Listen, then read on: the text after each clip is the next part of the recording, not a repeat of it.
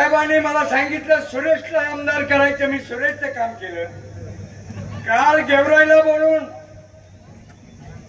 पवार साहेबांनी सांगितलं हे सीट धोक्यात आहे, बाळू आजब्याचं काम केलं.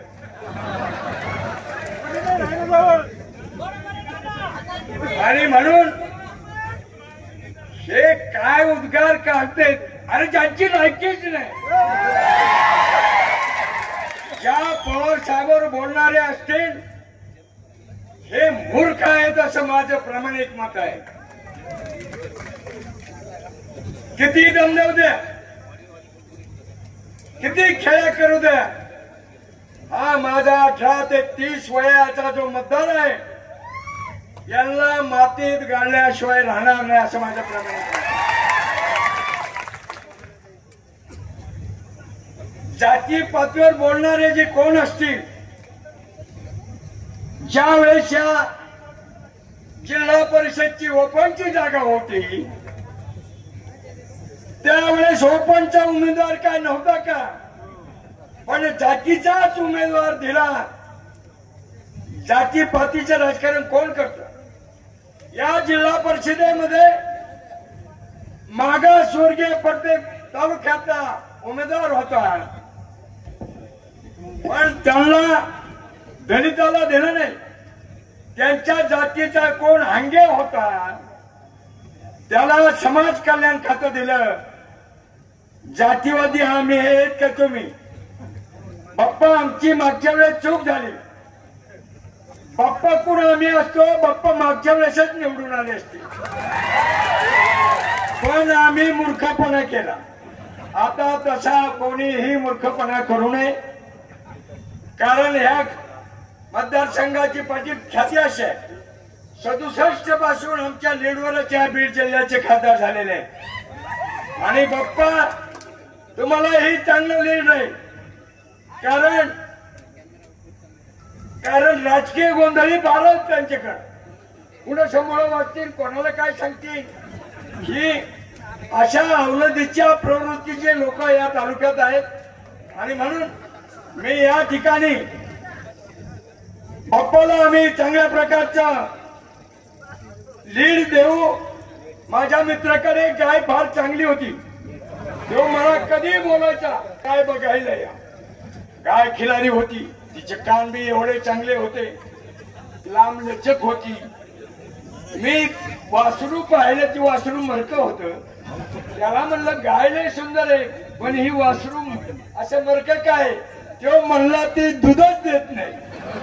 आणि मग तुम्ही ठरवायचं बिगर दुधाची घ्यायची का दुधाची घ्यायची, एवढीच विनंती मी आपल्याला करणार आहे.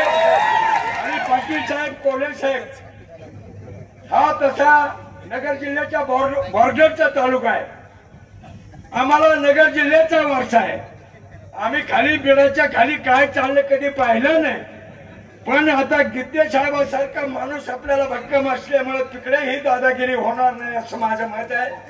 तेव्हा येत्या 13 तारखेला आपण पहिल्या पेटीमध्ये 3 मशीन येणार आहेत. पहिल्या मशीन मध्ये 2 नंबरला आपली माणूसधारी तुतारी येणार आहे. आणि त्या तुतारीला चांगल्या पद्धतीने मतदान करा. आणि बजरंग बाप्पा ही दिल्लीत सुद्धा आपली महाराष्ट्राची तुतारी वाजवतील याची मला खात्री आहे.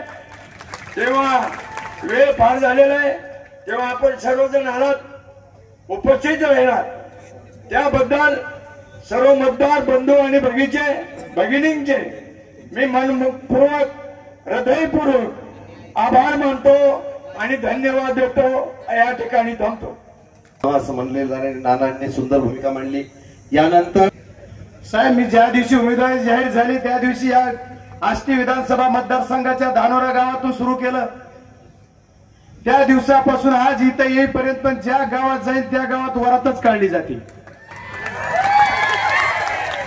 आदरणीय अमोलजी कोले साहेब पण आज उमेदवार आहेत. साहेब, बीड जिल्ह्यात 1200 गाव आहेत, जवळपास 600 गावात प्रत्यक्ष जाण्याचं काम आदरणीय साहेब मी केलं या 15 दिवसात. मला वाटतं एवढी स्पीड समोरच्या उमेदवारांनी 15 वर्षात बी दिली नाही. समोरचे आपले उमेदवार आहेत 15 वर्षात तरी एवढ्या 600 गावात गेले का? निवडणूक ही बीड जिल्ह्यातली मायबाप जनतेने हातात घेतली आणि निवडणूक कशावर झाली पाहिजे तर विकासावर झाली पाहिजे. आपण केलेल्या कामाचा लेखाजोखा दिला पाहिजे. या बीड जिल्ह्यातल्या जनतेला काय हवंय? गेली 10 वर्षे झालं तुम्ही बीड जिल्ह्यातला खासदार तुमचा भारतीय जनता पार्टीचा निवडून येतोय आणि भारतीय जनता पार्टीचं केंद्र सरकार आहे, राज्य सरकार आहे. या काळामध्ये तुम्ही काय काम केलं हे तुम्ही जनतेला सांगितलं पाहिजे. ह्याच्यावर बोललंच जात नाही. तुम्ही सांगा की आम्ही हे काम केले आणि आता हे करू. ह्याच्यावर काहीच अजेंडा नाही. बोललं जात आहे काय? ज्या दिवशी पहिल्यांदा परळी विधानसभेत आदरणीय पालकमंत्री महोदय आजी आणि माजी पालकमंत्री महोदय जे आपल्या उमेदवार आहेत आणि तिथं काय बोलले तर जे बोलायचं नाही ते काय म्हणले, तुमची ऐपत काय, तुमची लायकी काय, तुमचा प्रारब्ध ठरवू. तुम्ही काय बोलताय? कशासाठी बोलताय? माझी लायकी, माझी ऐपत एकच आहे. मी शेतकऱ्याच्या जन्माला पोटी जन्म घेतला ही माझी अवकात आहे आणि शेतकऱ्याच्या पोटाला जन्म घेऊन मी साखर कारखान्यासारखा येडेश्वरी नावाचा कारखाना उभा केला. निस्ता उभा केला नाही तर त्याला इथेनॉलचा प्रोजेक्ट सुद्धा 400 KLPDचा चालू केला. साहेब एवढंच नाही तर त्याची कॅपॅसिटी 8-10,000 केली. दुसरा कारखाना घेतला आणि ती सुरळीत चालवतोय. सुरळीत निस्ता चालवत नाही, त्याचं 15 दिवसाला पेमेंट देतोय. एवढंच नाही करत तर पगार लोकांचा कर्मचाऱ्याचा देतोय, HT ठेकेदाराचा देतोय. ही माझी ऐपत आहे. आणि तुम्ही आदरणीय स्वर्गीय गोपीनाथरावजी मुंडे साहेबांनी 26 कारखान्याचा आकडा केला होता. आदरणीय जयंत पाटील साहेबांना माहित आहे 26 कारखान्याचे 0 केलं. हे तुमचं काय तुम्ही बघा बरं. जे ज्यांच्या तोंडून म्हणले साहेब तुम्ही सुद्धा 2010 ला माझ्या परवानगी बरोबर तुमची सुद्धा परवानगी कारखान्याची होती, त्याचं काय झालं? कुठे? या बीड जिल्ह्यामध्ये आमची ऐपत काढता. आमची लायक, आम्ही गरीब आहे पण आमची ऐपत गरिबीवर जात आहे. आदरणीय साहेब पालकमंत्री आहात आपण, तुम्ही तिथेच म्हणलात आम्ही 3 जण मिळून या बीड जिल्ह्यातला कुणाचा काय प्रारब्ध ठरवायचा ते ठरवू. आदरणीय साहेब तुम्हाला तो कुणी अधिकार दिला? छत्रगुप्तवरी बसले त्यांना प्रारब्ध ठरवता. मायबाप जनतेला अधिकार आहे नेत्यांचा प्रारब्ध ठरवायचा. कुणी नेता प्रारब्ध ठरवू शकत नाही. त्याच्यामुळे बीड जिल्ह्यात हे जनता तुमचा येणाऱ्या तारखेला प्रारब्ध ठरवणार आहे. एवढीच एक निवडणूक नाही साहेब, इथून पुढच्या निवडणुका सुद्धा तुमचा प्रारब्ध कोण ठरवणार आहे? राजकीय नेत्यांचा ते बीड जिल्ह्यातली जनता ठरवणार आहे. काय बोलाय? लायकी नाही, उंची नाही आणि तुम्ही भाषण काय करताय? साहेब फक्त आणि फक्त माझ्यावर टीका आहे. माझी लायकी नाही, माझी उंची आणि फक्त माझ्यावरच बोलताय. अरे तुमची उंची माझ्यासारखी झाली की मग काय चाललंय? राजकीय अनुभव काय म्हणल्या आपल्या समोरच्या उमेदवार ताई, त्यांना मी एका खात्याचे मंत्री होते, त्या खात्याचा हा सभापती होता. किती हिणवणार ताई साहेब तुम्ही ग्रामविकास खात्याचे मंत्री होतात, पण मी शिक्षण आणि आरोग्याचा सभापती होतो. जिल्हा परिषद म्हणून ते खातं जरी येत असलं, ग्रामविकास मध्ये जिल्हा परिषद येते पण शिक्षण आणि आरोग्य खातं तुमच्याकडे येत नाही. तुम्ही काय बोलता? म्हणजे आम्हाला हिणवताय का? तर गोरगरिबाचं एक पोरग संसदेत जायची वाट बघताय, त्याच्यामुळे तुम्हाला ते सहन होत नाही म्हणून तुम्ही आम्हाला हिणवताय. मग आमची उंची नाही म्हणल्याला काय आज आलंय? मी म्हणलं ताई साहेब मी 92 ला ग्रामपंचायत लढली, तेव्हापासून जिल्हा परिषद असेल, पंचायत समिती असेल, सगळे पद लढत इथपर्यंत लोकसभेच्या सभागृहात जाण्यासाठी आदरणीय शरदचंद्रजी पवार साहेबांनी मला दुसऱ्यांदा संधी दिली. आणि मग माझी उंची नाही तर ही काय? तुमची उंची जास्त आहे. तुम्ही काय म्हणलात की बीड जिल्ह्यामध्ये या बजरंग सोनवणेच्या नावावर एखादं काम आहे का? आता मी खासदार नाही, आमदार नाही, मंत्री नाही, लोकसभेला लोकांनी फार चारी मुंड्या केलं, माझ्या नावावर काय काम आहे? पण ताई साहेब, तुम्हाला माहित नसल, तुम्ही म्हणला था बीड जिल्ह्यातला पराजय झालेला उमेदवार गावात फिरतो का? बीड जिल्ह्यात जाऊन नंतर बोलतो, पण माझ्या नावावर काय काम आहे म्हणला तुम्ही? ज्या नात्या गावामध्ये तुमचं मतदान आहे त्या गावाचा दवाखाना सुद्धा या बजरंग सोनवणेने दिलाय, आणि माझ्या नावावर काय काम आहे? अरे दिला याचा अर्थ शासनाचा निधी आहे, तो शासनाच्या सत्तेवर बसल्यानंतर तो वाढप्याचा अधिकार आहे, तो वाढणार आहे. त्याला असं काय तुमची रजिस्ट्री आहे? पण तुम्ही तसं का बोलताय मला कळत नाही. परवा एका सभेमध्ये आमचे पालकमंत्री महोदय म्हणले की बजरंग सोनवणे शेतकरी पुत्र कसा, उद्योजकांमध्ये 2-2 कारखाने. साहेब, मला संशोधनच करायची वेळ आली. मी शेतकऱ्याच्या पोटी जन्मलो ह्याचा मला रास्त अभिमान आहे, आणि मी शेतकरी पुत्र आहेच. तुम्ही कशा अँगलने बघा शेतकरी पुत्रच आहे. आणि मी शेतकरी पुत्रानं उद्योजक केला आणि उद्योजक झालो आणि राजकारणात उभा राहिलो, तर बिघडलं कुठं? आता आम्ही तुम्हाला म्हणायचं, तुम्ही म्हणतात ऊसतोडांचे नेते. कुणी ऊस तोडलाय? आम्ही ऊसतोडांच्या घरी जन्मलो. कुठे जन्मलो ते सांगा. काय बोलताय? का बोलताय? परवा एका आष्टीच्या सभेत तुम्ही त्याच्याच मारली.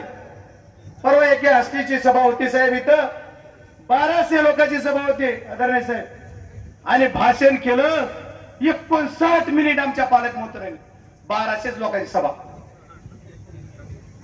बीड जिल्ह्यात पहिलीच एक सभा आपली झाली साहेब, की एवढी प्रचंड मोठी आहे. नाहीतर बीड जिल्ह्यातल्या कुठल्या गावात कुठं सभा यांना कुणाला घेता आली नाही. त्यामुळे त्या सभेत त्यांनी 59 मिनिट बोलले. त्याच्यात काय बोलले? त्याच्यात म्हणले, आमदार साहेब त्यांचे होते, त्यांना मी नावं काही घेऊ इच्छित नाही, त्यांच्या नानाने सांगितलं मी कुणाची नावं कशाला घेऊ. ही स्टेजवर आहेत, तुम्ही स्टेजवर आहेत, तुम्ही म्हणता म्हणले की ही माझं ऐकत नाही, त्या सरपंच ती सरपंच माझं ऐकत नाही, आणि उद्या जर म्हणले सरपंच माझ्याकडे आला तर मी म्हणेल सरकार माझं ऐकत नाही, मी निधी देणार नाही. अरे अरे पंचायत राज व्यवस्थेने त्यांना तो अधिकार दिलाय. सरपंचाचा सन्मान आणि स्वाभिमान करायला शिका. लोकप्रतिनिधीचा अवमान करताय, ही कुठली पद्धत? साहेब, त्याचा निश्चय मी करतो की या सरपंचाचा तुम्ही अवमान करताय. असं वागू नका साहेब. का बोलताय असं? काहीच कारण नाही. पण पालकमंत्री महोदयांना एवढीच घाई झाली की कधी 4 तारीख येते, एकदा बहिणीचा पराजय झालेला कधी बघतो, तिची घाई झाली. साहेब, दुसरी आहे का फॉर्म भरायचे त्यांच्या कार्यक्रमात आदरणीय पालकमंत्री महोदय बोलत होते. त्यांनी काय म्हणले की बाकीचं लांबलचक सांगत नाही, माझ्यावर काय अवकात म्हणले, काय म्हणले हे सोडून द्या. पण स्टेजवर बसलेल्या एका नेत्याला, माजी मंत्र्यालाच म्हणले की तुम्हाला असं वाटलं होतं की तुम्ही काहीतरी बजरंगवर बोलता, तुम्ही बोललाच नाही. आता कोण म्हणजे तुमचा स्टेजवर बसणाऱ्यावर विश्वास नाही? वा रे वा, असं कसं चाललंय? मग आता बघा, माणसं लय कलाकार आहेत. तुमचा जर त्यांच्यावर विश्वास नसला तर पुन्हा कसं होईल? म्हणजे तुमचं तुमच्याच मिळ नाही, कुणावर कशामुळे का चाललंय काही कळत नाही. प्रत्येकाकडे संशयाने बघतात. माणूस जवळ गेला, जे जे जवळ त्यांच्या जवळ, त्यांना माझी तुमच्या सर्वांच्या समोर एक साक्षीने विनंती करायची, जवळ असणाऱ्या नेत्यांना, आज तुमच्यावर विश्वासच नाही का? कशाला तुम्ही उगाच राहिलात पळत पळत त्यांच्या मागे? तुम्ही काही केलं तरी ती म्हणणार त्यांनी काहीच केलं नाही. खरंय का नाही? मग आता कशाला? चला, या सर्व गोष्टीचा विचार करायला पाहिजे. याने कुठलंच विजय नाही. माझ्या शेतकऱ्यासाठी या खासदार महोदयांनी काय केलं उत्तर द्या. तुमच्या सरकारने शेतकऱ्यासाठी काय केलं उत्तर द्या. माझ्या शेतकऱ्याचा कांद्याचा प्रश्न निर्माण झाला. या महाराष्ट्राच्या मुख्यमंत्र्यांनी सभागृहात 2दा शब्द दिला की आम्ही या कांद्याला 300 रुपये अनुदान देऊ. मिळालं का कोणाला? आपल्या इथं मिळालंय का? एकाला मिळालं नाही.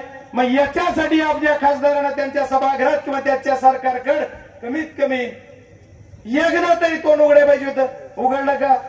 मागच्या 2014च्या निवडणुकीमध्ये या महाराष्ट्राचे उपमुख्यमंत्री देवेंद्र फडणवीस साहेब, आदरणीय आपल्या समोर असणाऱ्या उमेदवार ताई आणि पाशा पटेल नावाचं एक बाहेरून आलेलं.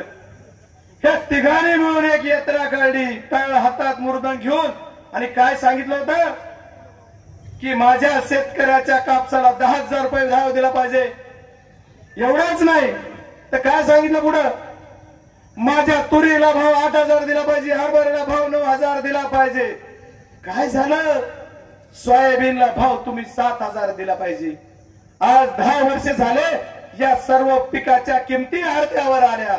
याच्यासाठी माननीय खासदार महोदयाने एक चकार शब्द तरी आपल्या सभागृहात बोलल्या का, सरकारकडे बोलल्या का? काहीच नाही. आणि तुम्ही काय म्हणलात पालकमंत्री महोदय, तुम्ही असं म्हणलात की आता आमच्या ताई साहेबाला निवडून का द्यायचंय, तर त्या मोदी साहेबाच्या खांद्याला खांदा लावून संसदेत जाणार आहेत, संसदेत काम करणार आहेत, आणि मग त्यांच्यासाठी आणि त्याच्यानंतर विकासाचा निधी बीड जिल्ह्याला मला आणायचा, त्याच्यासाठी ताई साहेबाला निवडून द्या. साहेब अगोदरच्या ताई कुणासोबत होत्या? मोदी साहेबांवर नव्हत्या का? कुणासोबत होत्या? त्याचं उत्तर नवीन द्यावं लागेल. अगोदरच्या ताई साहेब का काँग्रेस बरोबर होत्या? मोदी घ्या, सगळे मोदी, मोदी बरोबर म्हणताय. मग तुम्हाला कुणी अडवलं होतं विकास करायला बीड जिल्ह्याचा? तुम्ही सांगताय की मला बीड जिल्ह्याचा विकास करायचाय, वॉटर ग्रीडचं पाणी आणायचंय, माझ्या बीड जिल्ह्याला सुजलाम सुफलाम करायचंय, याच्यासाठी आदरणीय ताईंना मत द्या. मग 10 वर्ष 15 वर्ष तुमचाच खासदार, 10 वर्ष तुमचंच सरकार, मग अडवलं कुणी? काय माहिती या खासदाराने आपला प्रश्न कुठं मांडला नाही.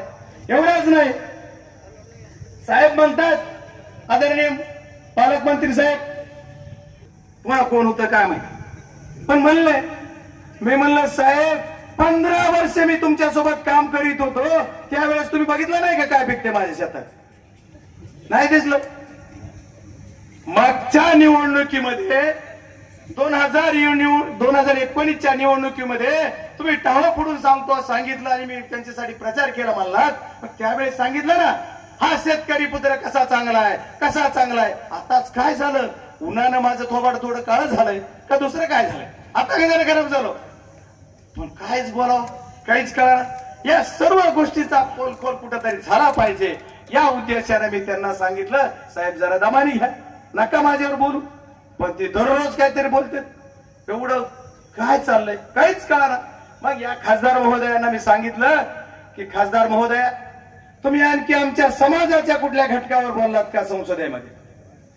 या मुस्लिम समाजाचं आरक्षण होतं त्याच्याविषयी, दलित समाजाचा विषय प्रश्न खूप मोठे होते त्याच्याविषयी, मातंग समाजाच्या विषय होते त्यासाठी, ओबीसीचे एवढे आरक्षण झाले, चळवळी झाल्या त्याच्यासाठी, आणि महाराष्ट्रात आदरणीय मनोजदादा जरांगे पाटलांना जी चळवळ उभी केली त्याच्यासाठी बोलला. त्याच्यासाठी तुम्ही कुठं एक चकार शब्द तरी बोललात?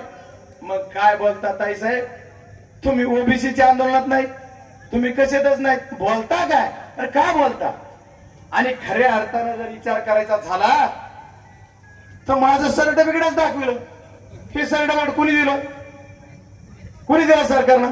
त्यांनी तारखासहित सांगितलं की काय घाई झाली म्हणले, नोव्हेंबरला GR निघाला आणि सर्टिफिकेट जानेवारीला मिळालं. साहेब आम्हाला कुठं घाई झाली, 50 वर्षापूर्वीच आमच्या पहिल्या पिढीलाच मिळायला पाहिजे होतं.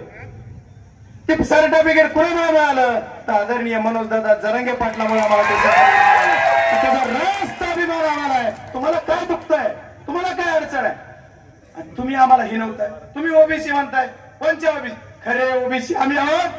ओबीसीचं सर्टिफिकेट दाखवलं ना, आम्ही ओबीसी आहोत. तुम्ही तर ओबीसीच नाही, तुम्ही कसे ते तुम्हीच तपासा. कुणाचं एवढ्या बंजारा समाजाला तुम्ही एवढे दिवस खेळवलं, धनगर समाजाला पहिल्या कॅबिनेट मध्ये आरक्षण देतो म्हणून देवेंद्र फडणवीसला सांगितलं, कुठे आहे? या बंजारा समाजाच्या परवा एका उमेदवाराचा फॉर्म काढण्यासाठी आपल्या उमेदवारांनी काय बोलल्या तुम्ही बघायला कॅसेट मी ऐकले. हो साहेब तुम्ही ऐकलं नसेल, आम्ही तुम्हाला ऐकू, ही बी ऐकू घरा. तुमचं मुंबईचं जाऊ द्या जरा, इकडे जिल्ह्याचं ऐकवा.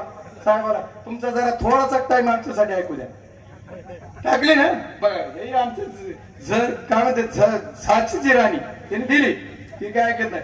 आणि त्याने कॅसेट काय बोलतायत तुम्हाला महामंडळ देते आचारसंहितेचा भंग तुम्ही केलाय, त्याची निवडणूक आयोगाकडे तक्रार उमेदवार म्हणून मी करणार आहे आणि पक्षाला सुद्धा पाठीमागे तुमच्या सर्वांच्या ताकदीने त्यांना असं कसं बोलता, म्हणजे तुम्ही त्यांना काहीतरी लालचीत आणताय, काहीतरी दाखवताय पुढं आणि तुम्ही असं करताय, असं का? आणि मग आम्हाला म्हणताय जातीवादी. आम्ही कशी जातीवादी? आम्ही कुठं जात कुणाची काढली? आम्ही कधी जातीवादी बोललो नाही. आणि आम्ही जर जातीवादी असतो, आज फक्त मराठा समाजाला वाटतंय की आम्हाला आरक्षण मिळावं, की जातीवादी झालं. फक्त तुम्हाला तसं काही वाटत नाही. तुम्हाला एकच वाटतंय की बीड जिल्ह्यातल्या ह्या जनतेने ही निवडणूक हातात घेतलेली ते कुणाचं ऐकत नाही, त्याच्यामुळे तुम्हाला असं वाटायलंय की आता आपला पराजय आहे, त्याच्यामुळे तुमची पायाखालची वाळू घसरली आणि त्याच्यानंतर तुम्ही आता लागलात काहीतरी बोलायला. एवढाच विषय, दुसरं तुमच्यात काही नाही.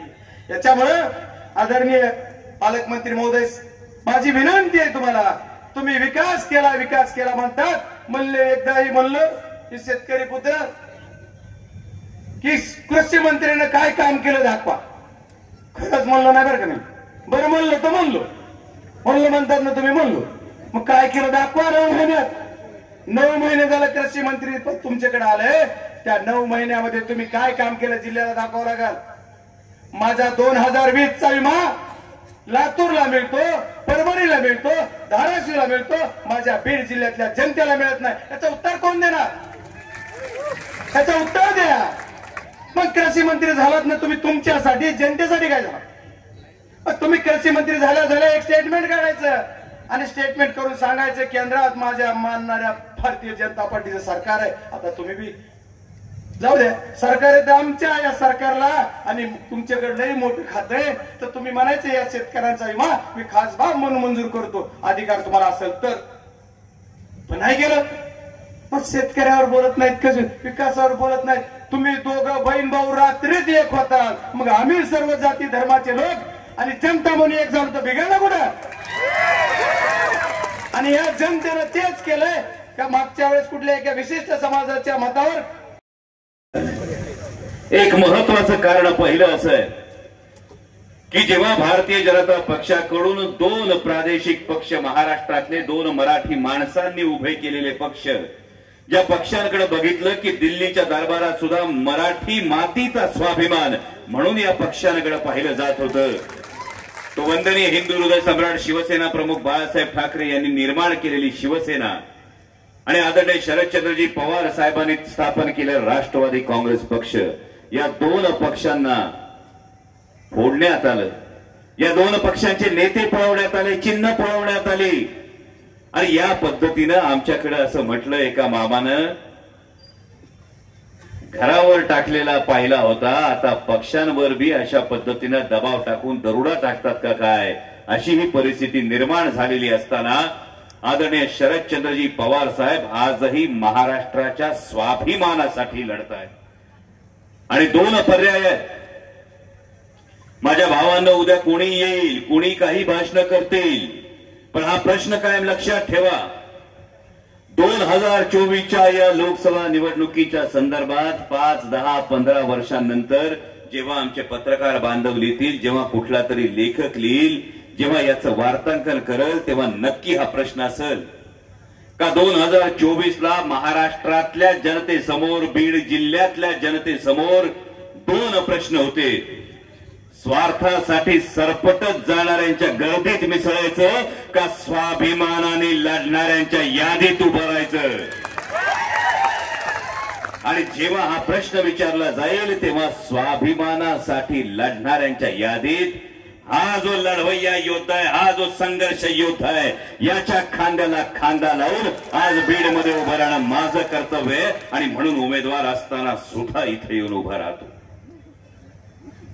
काल तुम्ही बातम्यांमध्ये वाचलं असेल, आदरणीय पवार साहेबांच्या प्रकृतीला सातत 22 दिवस 50 केल्यानंतर थोडासा आवाज बसलाय म्हणून आज खरं तर आदरणीय पवार साहेब येऊ शकले नाही.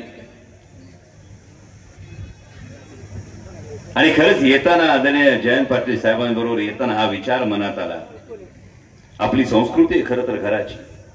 घरातलं वडीलधार माणूस उन्हातानाची पर्वा न करता घराच्या स्वाभिमानासाठी लढत असेल तर माझ्यासारख्या युवा कार्यकर्त्यांचं हे कर्तव्य आहे की आपण सुद्धा त्यामध्ये खारीचा का होईना आपण वाटा उचलला पाहिजे. हे माझ्यासारख्या युवा कार्यकर्त्यांचं कर्तव्य आहे. आणि विश्वास आहे मला, अभिमान आहे मला शिरूर लोकसभा मतदारसंघातल्या जनतेचा, कारण छत्रपती शिवाजी महाराजांची शिकवण आहे, ज्याचा बाले किल्ला मजबूत त्याचा गड मजबूत, आणि ज्याचा किल्ला मजबूत त्याला मुलुगिरीसाठी बाहेर पडता येतं. आणि हा विश्वास माझ्या शिरूर लोकसभा मतदारसंघातल्या जनतेने दिलाय. पण इकडे आल्यानंतर बाप्पा खरं तर मला असं वाटलं, तुम्ही सभेला बोलवलं खरं, पण जशी माझ्या शिरूर लोकसभा मतदारसंघामध्ये परिस्थिती आहे तशीच या बीड लोकसभा मतदारसंघामध्ये परिस्थिती दिसतीये. मायबाप जनतेनं ही निवडणूक हाती घेतली, कारण ही निवडणूक आता केवळ दोन पक्षांची राहिली नाही भाऊ. ही निवडणूक दोन उमेदवारांची राहिलेली नाही, ही निवडणूक कुणाच्या प्रतिष्ठेची राहिलेली नाही, तर ही निवडणूक गेली 10 वर्ष सातत्यानं ज्या मोदी सरकारने सर्वसामान्य जनतेचा अपेक्षा भंग केला, ज्या मोदी सरकारने सर्वसामान्य देशाच्या जनतेला महागाईच्या खाईत लोटून दिलं, ज्या मोदी सरकारने सर्वसामान्य युवकाला बेरोजगारीच्या खाईत लोटून दिलं, ते मोदी सरकार विरुद्ध सर्वसामान्य भारतीय जनता अशी ही निवडणूक झालेली आहे. आणि म्हणून ही निवडणूक जेवढी बजरंग बाप्पाची तेवढीच ही निवडणूक तुमच्या प्रत्येकाची आहे.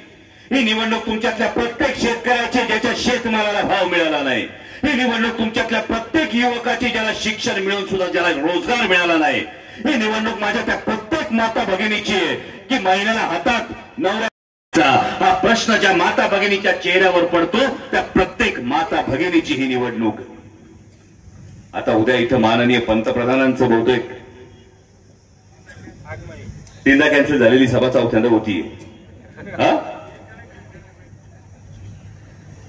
येईल का नाही माहित नाही, होईल का नाही माहित नाही, पण एक गोष्ट लक्षात ठेवा बाप्पा, काय बी घाबरू नका.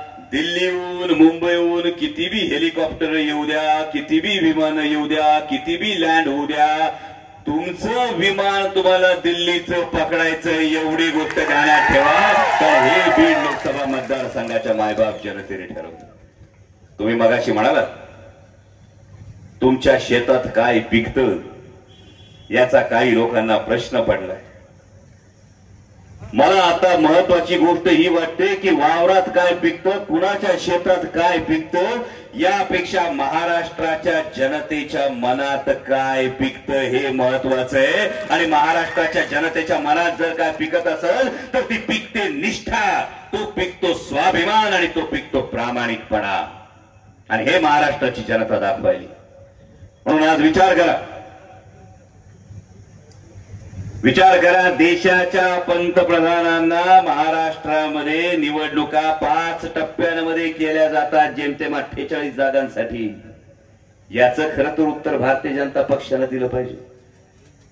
उत्तर प्रदेशच्या निवडणुका अवघ्या 2 टप्प्यात जिथं 80 जागा आहेत, पण महाराष्ट्राच्या निवडणुका 5-5 टप्प्यात करायला लागतात. 1 मुख्यमंत्री, 2 उपमुख्यमंत्री, 200 आमदार, राज्यातली सत्ता, केंद्रातली सत्ता, एवढं सगळं असताना देशाच्या पंतप्रधानांना बीडमध्ये प्रचारासाठी यावं लागतं. महाराष्ट्रामध्ये 50 सभा घ्याव्या लागतात. ही ताकद कुणाची आहे? ही ताकद सर्वसामान्य मराठी माणसाची ताकद आहे. ही स्वाभिमानी मराठी माणसाच्या मनगटातली ताकद आहे. आणि त्यामुळे देशाच्या पंतप्रधानांना यावं लागतं. आमच्याकडे पण तीच कंडिशन. म्हणजे तुमच्याकडे आज इकडे येऊन बसायले, उद्या आमच्याकडे आज तिकडे शिरूरमध्ये, शिरूर लोकसभा मतदारसंघामध्ये माननीय उपमुख्यमंत्री देवेंद्रजी फडणवीस सभा घ्यायले.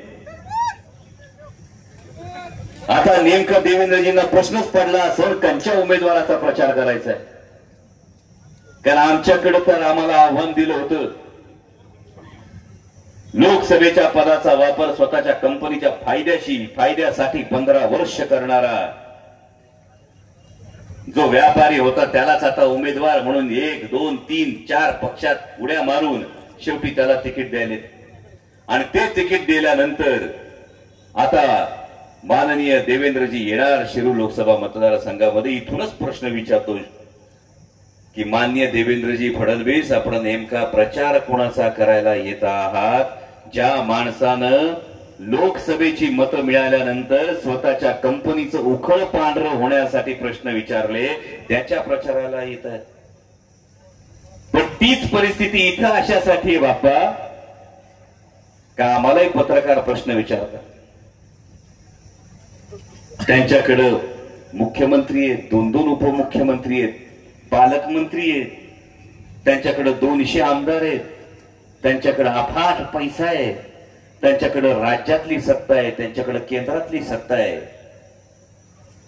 आणि असं असल्यावर कसं वाहणार? आणि तो दीवार सिनेमातला डायलॉग आठवतो का? दीवार सिनेमा, मेरे पास गाड़ी है, बंगला है, तुम्हारे पास क्या है? आठवतो ना?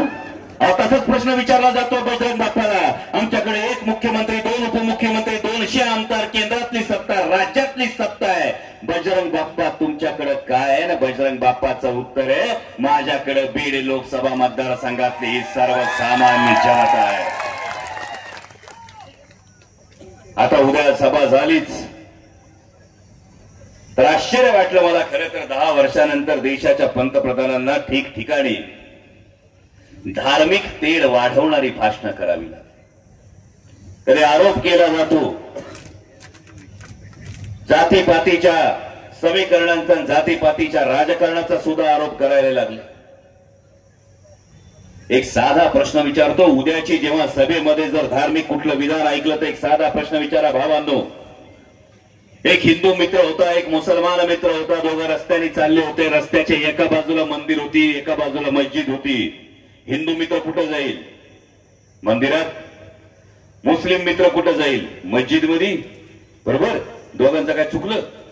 दुसऱ्या दिवशी परत दोघं निघाली. दुपारची वेळ होती, रटरट ऊन तापलेलं होतं, पोटात कावळे कोकलत होते, सपाटून भूक लागली होती. हिंदू मित्र मुस्लिम मित्र रस्त्याने चालले होते. रस्त्याच्या एका बाजूला मंदिर होतं, दुसऱ्या बाजूला मस्जिद होतं, समोर जेवणाचं हॉटेल होतं. दोघं आधी कुठं जातील? जातील का नाही? मग भावांनो, उद्या जेव्हा कोणी तुम्हाला धर्माच्या नावाने काहीतरी डोस पाजायला येईल तेव्हा सांगा, पोटातल्या आगीला ती आग विझवण्यासाठी मिळणाऱ्या भाकरीला जात माहित नसते, त्याला धर्म माहित नसतो. आधी रोजगाराचं बोला, नंतर आमच्या डोक्यात हे कुठलं तरी विष पेरा. आणि ही गोष्ट आधी लक्षात ठेवा भावा. कारण जसं हे धार्मिक उदाहरण आहे तसं जातीचं उदाहरण आहे. जो माझा सर्वसामान्य शेतकरी, मागाची बाप्पाने बोलताना शेतकरी दिंडीचा उल्लेख केला. 2014 मध्ये यवतमाळमध्ये माननीय पंतप्रधान आले होते आणि यवतमाळमध्ये माननीय पंतप्रधानांनी हे आश्वासन दिलं होतं का शेतकऱ्याचं उत्पन्न आम्ही दुप्पट करू. तेव्हा शेतकरी दिंडीला 7,000 सोयाबीनला भाव मागितला होता. आज किती भाव आहे? कितीने घातलं सोयाबीन? मतदारसंघात आपल्या सगळ्यांच्या मध्ये संचारला. अनेकांनी पाठिंब्याची भूमिका घेतली. अनेकांनी बजरंग बाप्पांना 5 वर्षापूर्वी 5 लाखापेक्षा जास्त मतं पडलेली याची आठवण करून दिली. मागच्या वेळी देखील बजरंग बाप्पांच्या प्रचाराला मी आलो होतो. बाप्पा, आजचं चित्र जरा बरंच काही वेगळं आहे. तुमच्या विजयाची ही नांदी आहे असं म्हटलं तर वावगं ठरणार. बजरंग बाप्पा स्वकष्टातून पुढे आलेले आहेत. जे काही निर्माण केलंय ते शेतकऱ्याचा मुलगा म्हणून शून्यातून निर्माण केलेलं आहे. आणि जे स्वकर्तृत्वावर पुढे येतात त्यांच्यावर जनता जास्त विश्वास ठेवते. हा आज महाराष्ट्रात शरद पवार साहेबांच्या रूपाने अनुभव आहे. जे स्वतःहून पुढे येतात आणि स्वतःचं कार्य उभा करतात त्यांना जनता नेहमी मानते. आणि म्हणून बजरंग बाप्पा बाकीच्या सगळ्यांना एकदा, दोनदा, तीनदा अनेक वेळा संधी देण्यात आलेल्या आहेत. तुमच्यासारखा तरुण चेहरा महाराष्ट्रातून दिल्लीला अमोल कोल्हेंच्या बरोबर जाणार आहे याच्यात काही शंका नाही. आणि मला खात्री आहे की बीड जिल्ह्याचे जे प्रश्न मागच्या 10 वर्षात सध्याच्या खासदारांनी सोडवले नाहीत ते सोडवण्याची जबाबदारी देखील तुमच्यावर येणार आहे, हे विसरू नका. मला खरं म्हणजे अनेक विषय सांगता येण्यासारखे. या मतदारसंघात आष्टीच्या योजनेला जलसंपदा मंत्री असताना मी बरीचशी मोठी गती दिली. बऱ्याचशा परवानग्या आवश्यक त्या अनेक बैठका घेऊन केल्या. उद्देश आमचा असा होता की आष्टीला 2024 संपायच्या आधी पाणी पडायला पाहिजे. काही ना काही झालं तर कुंटेफळ योजनेला जास्त गती द्यायला पाहिजे ही भूमिका घेऊन अनेक बैठका या योजनेसाठी मंत्री या नात्याने मी घेतल्या. शिरूर तालुक्यासाठी निमगाव आणि ब्रह्मनाथ येळमच्या बॅरेज मंजूर केले.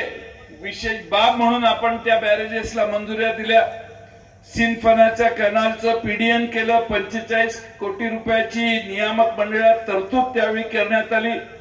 सिंदफणा धरणाची उंची वाढवण्यासाठी जमीन ऍक्विजिशनचा अडचण होती, त्यासाठी 9 कोटी रुपये दिले आणि उंची वाढवण्याच्या प्रकल्पाला देखील मान्यता देण्याचं काम त्या काळात झालं. आज या जिल्ह्यामध्ये रेल्वेचे काम अपूर्ण आहे. ते बजरंग बाप्पा पवार साहेबांच्या नेतृत्वाखाली महाराष्ट्रात जेवढे आपले सगळे राष्ट्रवादीचे खासदार निवडून जाणार आहेत त्या सगळ्यांच्या ताकदीनं आणि तुमच्या पुढाकाराने हेही काम आपल्याला पूर्ण करायचंय. या जिल्ह्यात फार मोठा रोजगार आला नाही, उद्योग आला नाही, तरुणांच्या हाताला काम नाही. ती परिस्थिती आपल्याला बदलायची आहे. खासदार निधी खर्च झाला नाही अशी माहिती आहे. सगळा खर्च तुम्ही कराल आणि पदरचाही खर्च कराल असा मला विश्वास आहे. त्यामुळे खासदार निधी खर्च व्हायची काही चिंता येईल असं मला वाटत नाही. आणि त्यामुळं या ठिकाणी आपल्या सगळ्यांना चांगले दिवस आणायचे असतील तर बजरंग बाप्पांच्या शिवाय मित्रांनो दुसरा पर्याय आहे असं मला वाटत नाही. 10 वर्षे ज्यांना संधी दिली त्यांनी काय केलं हे तुम्हा सगळ्यांना माहिती आहे. आणि म्हणून नुसती बीड मध्येच ही परिस्थिती मित्रांनो नाहीये. मी महाराष्ट्रातल्या वेगवेगळ्या जिल्ह्यामध्ये जाऊन आलो. आम्ही 10 लोकसभेत उमेदवार उभे केलेले आहेत आणि मी आपल्याला विश्वासाने सांगतो त्या 10 मधला पराभूत होऊ शकतो असा एकही उमेदवार नाही, कारण जनतेचा सर्व 10 ठिकाणी प्रचंड पाठिंबा आहे. आणि म्हणून सगळे होते त्यावेळी अमोल कोल्हे साहेब आम्ही तुम्हाला सगळ्यांना 4घांनाच निवडून दिल्लीला पाठवू शकलो 22 उमेदवारापैकी. आता कुणीही नाहीये, तुम्ही सगळे आहात, समोरचे सगळे आहेत. जनता काय चमत्कार करू शकते हे तुम्हाला 4 जूनला मतमोजणीवर कळेल. 10 पैकी 10 मी म्हणतोय, पण 10 पैकी 7 ते 8 खासदार हे पवार साहेबांचे दिल्लीला पाठवण्याचं काम महाराष्ट्र करेल. शिवसेनेचे खासदार मोठ्या प्रमाणात जातील, काँग्रेसचेही खासदार दिल्लीला मोठ्या प्रमाणात जातील. माझा अंदाज आहे की 48 पैकी 32 ते 35 खासदार हे महाविकास आघाडीचे निवडून गेल्याशिवाय राहणार नाही. आपल्या सगळ्यांना किती त्रास या 10 वर्षात झालेला आहे हे तुम्हा सगळ्यांना माहिती आहे. पण हा त्रास होत असताना आपली लूट किती झाली, आपल्या खिशातनं काढले किती आणि किती लोकांनी आपल्या दिल्ली सरकारने आणि महाराष्ट्र सरकारने आपल्याकडून पैसे मिळवले हे सगळं जर बघितलं तर आपल्या खिशात 6,000 रुपये केंद्राचे, 6,000 रुपये राज्याचे आले. पण दिल्लीने प्रत्येकाच्या खिशातनं 1.5-2 लाख रुपये दरवर्षी काढायचा सपाटा काढला. तुम्ही म्हणाले कसं काय? 50,000 रुपये जर तुम्हाला घर चालवायला लागत असतील तर 9,000 रुपये जीएसटीला आपण भरतो दर महिन्यात. 1,00,000-1.25 लाख रुपये तर जीएसटीलाच आपण भरतो. चपलेपासून कपड्यापासून तुम्ही म्हणाल त्याच्यावर आज काहीही गरिबाला फुकट नाही. शेतकऱ्यांच्या अवजारांवर टॅक्स आहे 18%, 12%. शेततळ करायला प्लास्टिकचा कागद घ्यायला गेला तरी त्याच्यावर जीएसटी आहे. एकही गोष्ट मोदी साहेबांच्या सरकारने कर आकारण्याची सोडली नाही. त्यामुळे तुमच्या खिशातनं प्रचंड मोठे पैसे जातात. आता काल परवा खताचे नवीन दर 5 मे 2024 पासून लागू झाले. तुम्हाला माहिती आहे की नाही माहित नाही. 10-26 ला 1470 रुपये परवापर्यंत दर होता, आता 1700 रुपये दर होणार आहे. म्हणजे 230 रुपये वाढ झाली. 24-24-00 ला 1550 रुपये दर होता, आता 1700 रुपये दर गेलाय. म्हणजे 150 रुपये वाढले. 20-50च्या ऐवजी 1450 म्हणजे 200 रुपये वाढले. म्हणजे खतामध्ये सरासरीने 200 250 रुपये यांनी आजच वाढवले.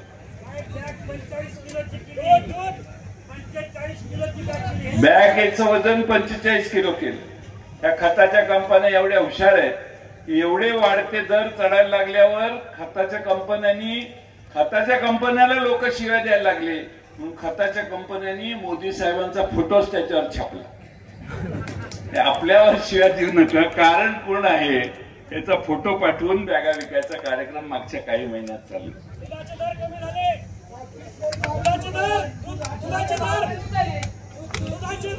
येतो ना मी, मला तुम्ही येऊन भाषण करा.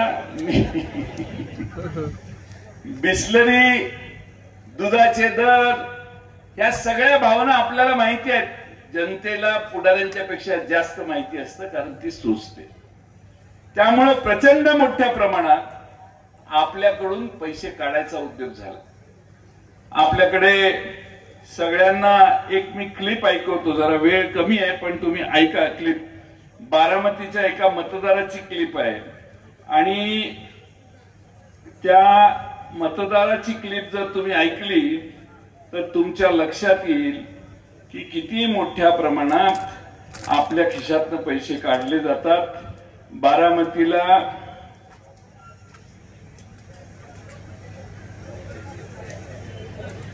मगाशी कोणीतरी सांगितलं सोयाबीनचे दर आता 4,000 रुपयावर आले. 7,000 रुपयाचे दर 4,000 रुपयावर आले. 50 क्विंटल सोयाबीन बाजारात नेलं तर 3,000 रुपयाने 1.5 लाख रुपये आपल्याला खड्डा पडतो. तो ह्यांच्या चुकीच्या धोरणामुळे पडतो. कांद्याला निर्यात बंदी केलेली, आता कांदा उघडा केला, परत 40% त्याच्यावर निर्यातीचा कर लागला. या देशामध्ये शेतकऱ्यांनी तयार केलेला माल हा निर्यात करण्यासाठी देखील बंदी आणण्याचं काम. भारतात कुठल्या स्टीलच्या उद्योगाला कधी निर्यात बंदी आली? सिमेंटच्या उद्योगाला कधी निर्यात बंदी मोदी साहेबांनी आणली? पण या देशामध्ये शेतकऱ्यांच्या उत्पादनाला निर्यात बंदी करण्याचं पाप एकदा नाही अनेक वेळा या सरकारने केलं. इथेनॉलला बंदी आणली. इथेनॉलला येडेश्वरी इथेनॉल करते, ज्यूस पाठवून इथेनॉल करायच्या सगळ्या प्रकल्पांना एकदम खड्ड्यात घालायचा कार्यक्रम झाला. साखरेच्या निर्यातीला बंदी, कांद्याला निर्यात बंदी. प्रत्येक पिकाच्या मागे निर्यात बंदीसाठी या सरकारने सतत प्रयत्न केला आणि शेतकऱ्याला खड्ड्यात घालण्याचं काम केलं. माझी आपल्या सगळ्यांना विनंती आहे की तुम्हाला माहिती आहे की आपल्याला किती मोठ्या प्रमाणामध्ये शेतकऱ्यांना नुकसान सहन करावं लागलं. राष्ट्रवादी काँग्रेस पक्षाने एक जाहीरनामा काढलाय. तुम्ही म्हणाल की ठीक आहे, त्यांनी असं केलं, तुम्ही काय करणार? राष्ट्रवादी काँग्रेस पक्षाने जो जाहीरनामा काढलाय त्यात आम्ही असं जाहीर केलेलं आहे, आमचं सरकार आल्यानंतर या भारतात शेतकऱ्यांच्या शेतीच्या अवजारांच्या वरचे सगळे कर काढू, 0% कर या देशातल्या शेतकऱ्यांच्यावर आम्ही लावू. आम्ही या देशात जाहीर केलंय आमचं गॅसचं सिलेंडर आज 1100 रुपयाने 900 रुपयावर यांनी पोहोचवलंय. आम्ही तो 500 रुपयापर्यंत त्याचा दर खाली आणू. आम्ही या देशातल्या गरीब माणसाच्या घरात जर चूल पेटत नसेल तर अशा गरीब माणसाच्या घरात त्याच्या घरातल्या माऊलीच्या नावानं दरवर्षी 1 लाख रुपये द्यायची व्यवस्था करू, जेणेकरून भारतातल्या गरीब घरात चूल पेटली नाही देशात असं कुठेही आम्ही होऊन देणार नाही.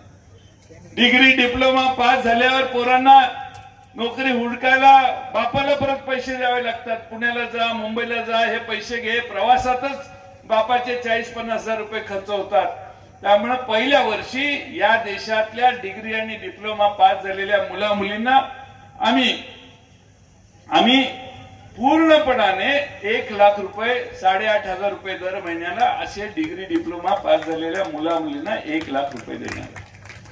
आम्ही या देशामध्ये जात निहाय जनगणना करणार आहे. जात निहाय जनगणना करून या देशातल्या लहान मोठ्या सगळ्या समाजांना त्यांचं या देशातली लोकसंख्या, त्या राज्यातली लोकसंख्या ही एकदा तपासून त्यांना न्याय देण्याचं काम देखील आरक्षणाच्या संदर्भात आम्ही करणार आहे. आणि सगळ्यात मोठा अडथळा 50% आरक्षणाचा 50%च्या वर इंदिरा साहनी खटल्यामध्ये निर्णयामध्ये जात नाहीये, तो मोठा अडथळा आहे. आम्ही काँग्रेसनं आणि राष्ट्रवादी काँग्रेसनं आणि शिवसेनेनं जाहीर केलं की आमचं दिल्लीत सरकार येईल त्यावेळी हा 50%चा जो अडथळा आहे तो कायदा करून आम्ही 50%चा अडथळा दूर करू. हे आम्ही लेखी दिलेलं आहे. आता आमचे विरोधक म्हणतील की यांचं सरकार येणार नाही म्हणून या सगळ्या गोष्टी देत आहे. पण मित्रांनो, मी महाराष्ट्रात फिरतोय, मगाशी सांगितलं आमचं सरकार पहिल्या राऊंडला आणि दुसऱ्या राऊंडला मोदी साहेब म्हणत होते 400 पार.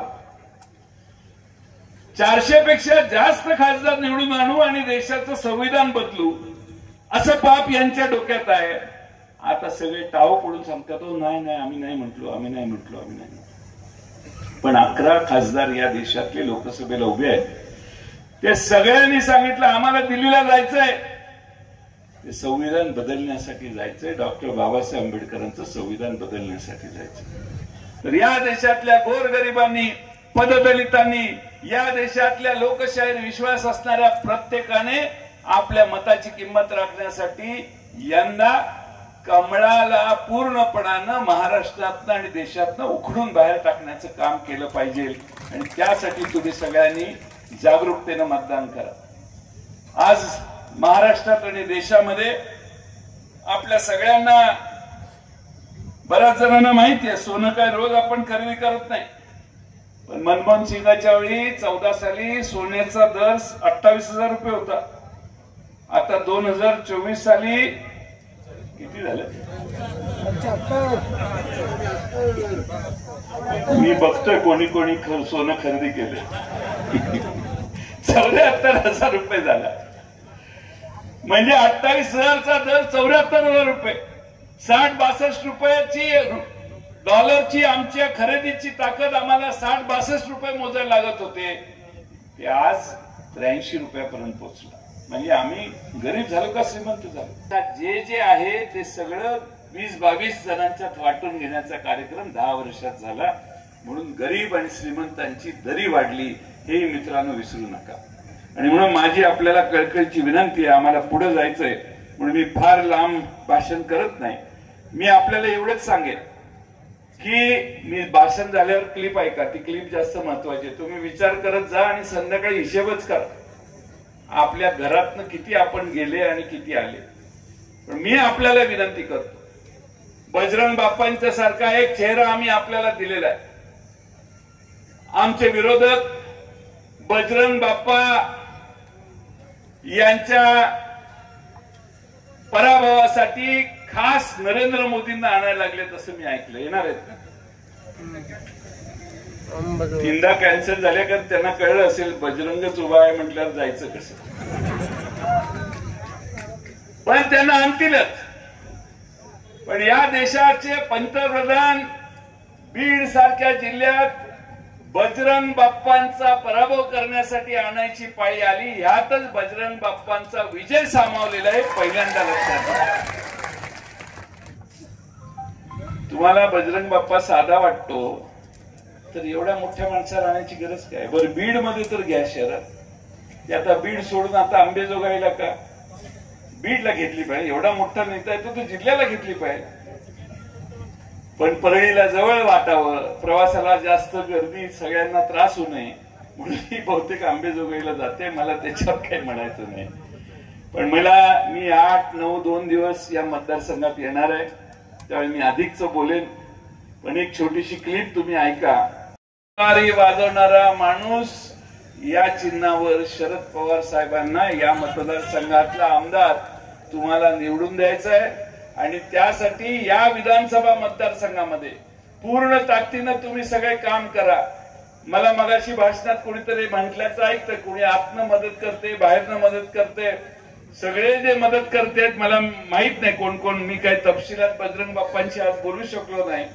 पण तुम्ही सगळ्यांनी मदत करून बजरंग बाप्पा दिल्लीला गेला तर तुमच्या या बीड जिल्ह्यातलं जे आज दुष्काळाला तोंड देण्याची परिस्थिती, अनेक नेते मोठे मोठे या जिल्ह्यात झाले तर या जिल्ह्याला दुष्काळाला तोंड द्यावं लागलंय. आणि ती परिस्थिती बदलून टाकण्यासाठी 3 महिन्यानं आपलं सरकार येणार आहे, तुम्ही काही चिंता करू नका. ते महाराष्ट्रात फिरून आल्यावर मी सांगतोय बरं का, आमचं सांगत नाही. आपलंच सरकार येणार आहे आणि आपलं सरकार येणार आहे. जे काय आता ज्यांच्या हातात आहे ते 3 महिने, बाकी सगळी आचारसंहिता आहे. त्यामुळे तुम्ही काही चिंता करू नका. आपलं सरकार आल्यावर मी या बीड जिल्ह्याला राष्ट्रवादी काँग्रेस शरदचंद्र पवार साहेबांच्या नावानं एक आश्वासन मुद्दामून देतो. ही कुंटेफळची योजना आम्ही 25च्या मध्यावर पूर्ण करू आणि पाणी पाडू. पण या बीड जिल्ह्यामध्ये आम्ही आधीच काम सुरू केलंय. पश्चिमेमध्ये त्या जे नाशिक जिल्ह्यात आणि त्या भागात सगळ्या जी परिस्थिती आहे त्यातनं त्या जिल्ह्याला देखील पाणी आपण देतोय. पण आपल्याकडे या गोदावरी खोऱ्यात पाण्याची अधिकची व्यवस्था करण्याची आवश्यकता आहे आणि ती पाण्याची व्यवस्था करून बीड जिल्ह्याचं हा जो दुष्काळी भाग म्हणून आपला सगळा भाग आपण ओळखतो त्या दुष्काळी भागाचं चित्र बदलण्याचं काम पुढच्या 5 वर्षात राष्ट्रवादी काँग्रेस शरदचंद्र पवार बजरंग बाप्पांच्या नेतृत्वाखाली खरेल एवढा विश्वास मी देतो. आणि ही क्लिप ऐका आणि मगच उठा, तोपर्यंत उठू नका एवढी विनंती.